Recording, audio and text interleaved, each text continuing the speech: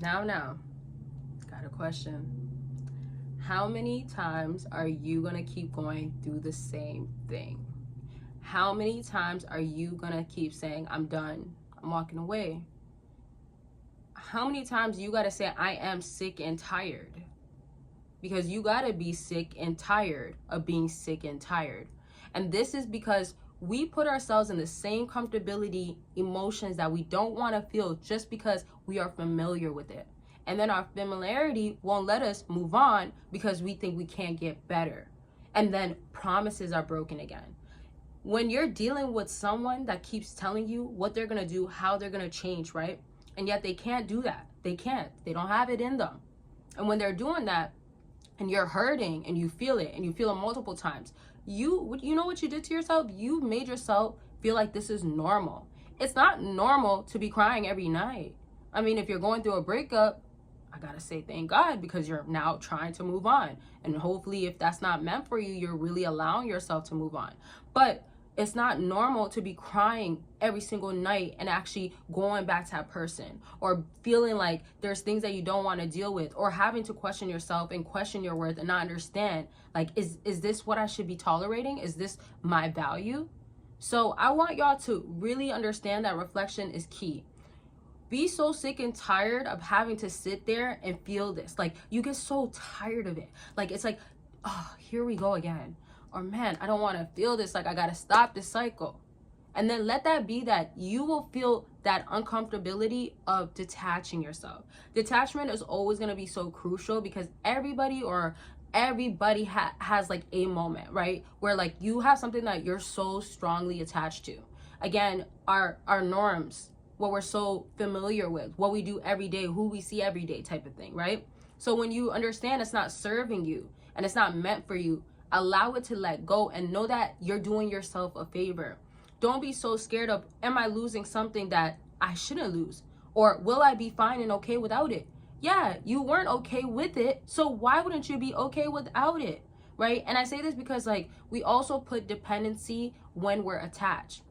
And so when you're attached so much and you're not thinking about detachment, you're thinking of, how can I survive in that environment with that person? It doesn't even need to be that you see them often, you live with them. It's just even the exchange of energy, the exchange of emotions, or the energy and the emotions and the vibration you're giving out every single time, right?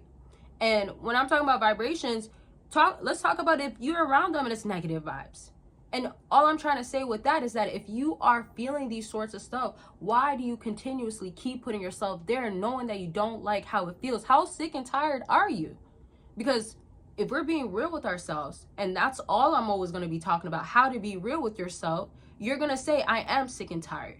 So with awareness, and that's a beautiful thing because that's where it all starts, is that going to be enough? I want you to say, and say it with me, it's enough. It's enough. It's enough of me being sick and tired. I am okay with being sick and tired and changing things. Now, I want to say this, and this is not going to be like extremely long video, but I do want to say this as an importance of when you're saying that you are sick and tired, when you're just bringing more awareness to a situation, to something that's not worth it any longer, the next steps of it is also, what do you do that, again, back to like that painful feeling, the painful growth, you know, like we know growing pains is real, like it really happens, right? Especially when you're getting into adulthood and, you know, it's just the beginning stage sort of stuff. So when this is now happening and you're feeling that discomfort, I want you to focus on what's good, right? And y'all probably heard this, the light being at the end of the tunnel. A lot of people also always say that, I don't see the light.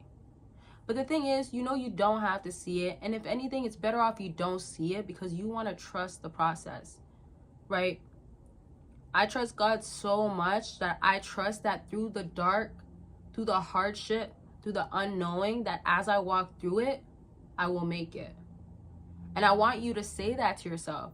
Like, rewind this video, say that to yourself, and also attach other things that you need to say to yourself. Things such as, I am worthy. I am going to change. And even if it doesn't feel real, if it feels like lies, It doesn't matter. Because once you start saying that, and where your focus grows, it grows. Where your focus goes, it's gonna have to grow, right? And then once that happens, you're taking baby steps, right? Do something so drastic, such as like, just stop talking to them. Detachment also looks like fulfilling yourself. And also, where there's a void, you fill it, because what you probably been doing is having them fulfill that void. Or when they couldn't, you probably chose something that is not actually as beneficial.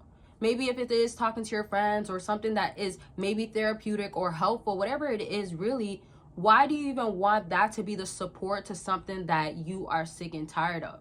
Do you get what I'm saying? Are you following? So you know that if you didn't have this thing that's supporting it, and maybe that person isn't in support of it, or that whatever it is isn't necessarily supposed to support it, you should make that thing or that person feel lightweight, whether they know that, or if it's not a person, you don't have to really take this in, but you don't want whatever it is here to feel like it's holding this up, when you can let this go and not have a burden be carried on with you and something else or someone else.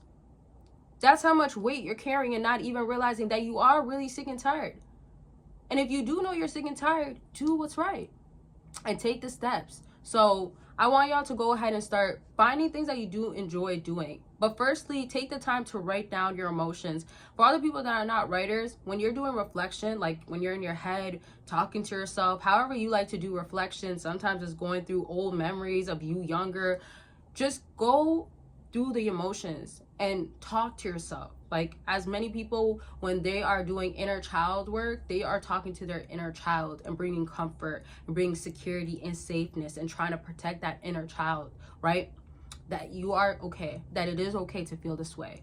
Everything always does start with awareness. That's always going to be key. Now, to my point though, when you're doing this, now talk to yourself or understand and reflect, what do I want? What did I dream of? And then transition into how am I going to get it? And you don't have to think so much of the how. I'm just throwing the how in there because actions are still a portion of what you're going to have to put in, right? Because if we're talking about detachment, stop showing up where you should be detached from or detached with. Don't be there. Don't be present. Your presence is powerful and it matters, and it needs to be taken away. But now to my other point of what I was saying with fulfill yourself with other things that you know can make you feel joy or make you feel peace. Whatever you've been searching for, whether you even actually got it, a glimpse of it with that person, don't even think about that. Think about how can you do that for yourself. And I promise you that the closer and the more effort you put in, the stronger it'll get. So the closer you are getting to know yourself, the closer and more comfortable you're getting to the new norm of, I know what I love to do, I know how I'm going to do it, I'm going to continue to do it, that sorts of stuff, it will only keep getting stronger. And the stronger you get, the better you get. And then you can trust yourself. You don't have to have low self-esteem. You have the confidence. You're very self-assured. You don't need reassurance from someone else. And on top of that, you probably were barely getting it, right? Maybe that's why it was so hard and you got sick and tired. I'm just saying, because I got to be real with y'all. You know, I got to be real. Now, to finally conclude this, take time. Give yourself not only grace, and it's always going to be crucial, and don't feel guilty, but take time. Be gentle with yourself. What you've been wanting so desperately, or you've been longing for so long, do that for yourself now. But take time. Don't look at it as in like, I've been wanting this and I have this strong desire to get it this direction, when this direction is no, no, no. You see the red flags, you see the stop sign, and yet you have the green light on this side. So switch it to that, but also take the time to walk or drive slow to it, to that destination, to that fulfillment. Because know that you're getting there. Know that the light is there at the end of the tunnel. Just understand, you just gotta go. You gotta go the other direction. And there's no budging. There's no ands, ifs, or buts. Okay, I love y'all so much. I love y'all. I love y'all. I want you to love yourself more. No, let me change my words, because words mean everything. I mean, alongside your emotions, your energies, your thoughts, right? But you love yourself. You love yourself. And I want you to say that you love yourself. You want the best for yourself. And you're not going to be sick and tired any longer. You're going to be fulfilled. You're going to do the right thing for yourself, no matter the cost. Okay? I'll talk to y'all very much soon. And I didn't say anything about my links down below, but if you want to check out my links, I'll just say my Patreon link because it's a safe place there. I'm going to start actually saying this more, but I want to really build a community where it's not really too public, and I want it to be a safe place not only for myself, but I want it to be people that want to join a community and just be there, be supporting each other, be inspired by each other, sort of stuff. And you can join for free. So if you do want to check out that Patreon, it will be the one that says vlogs and something like that. I might change it to some other name so it's easier, but you'll see it. It says Patreon and it says it's a personal one, okay? Because I have two. I love y'all, and I'll talk to y'all very much soon. Bye, y'all. You love yourself more. You love yourself.